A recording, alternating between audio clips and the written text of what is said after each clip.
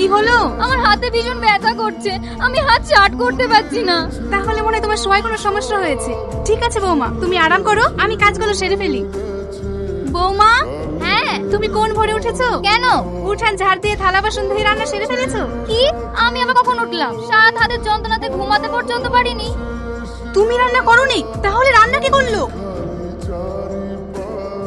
এই দেখো, তোমার বৌদিকে এমন শিক্ষা দিয়েছি, ও আর ওই হাত দিয়ে কোনোদিন কাউকে মারতে পারবে না। এটা তুমি ঠিক করোনি। যতই হোক ও আমার বৌদি, তাছাড়া ওর একটা বাচ্চা আছে।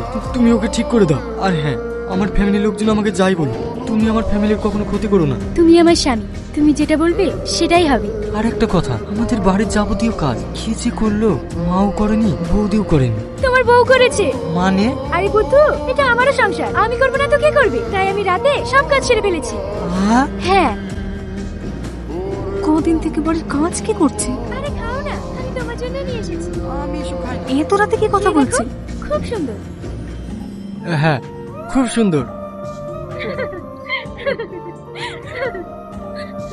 তোর সমস্যা কি? বাবা, আমার ছেলেকে বাঁচান, আমার ছেলেকে ভূতে ধরেছে। আমি ভূত নিজের চোখে দেখেছি। তোর ছেলের নাম কি? রিয়াজ। তোর ঘরে তো পরীর বাস। তোর ছেলে পরীকে বিয়ে করেছে। কি সর্বনাশ! আপনি আমার ছেলেকে বাঁচান। এটা বাড়ির চারপাশে ভালো করে ছিটিয়ে দিবি। দেখিস ছেলে যেন বাড়ির বাইরে না যায়।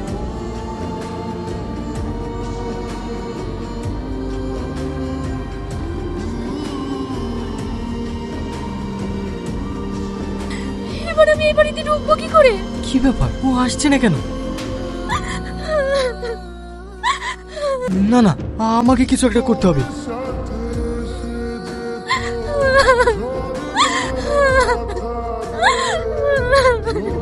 তোমার বাড়িতে কি করে রেখেছে? আমি ভিতরে যেতে পারছি না। আমি ওসব কিছু জানি না, আমি তোমার সঙ্গে থাকতে চাই। তুমি যাবে আমার সঙ্গে? হ্যাঁ।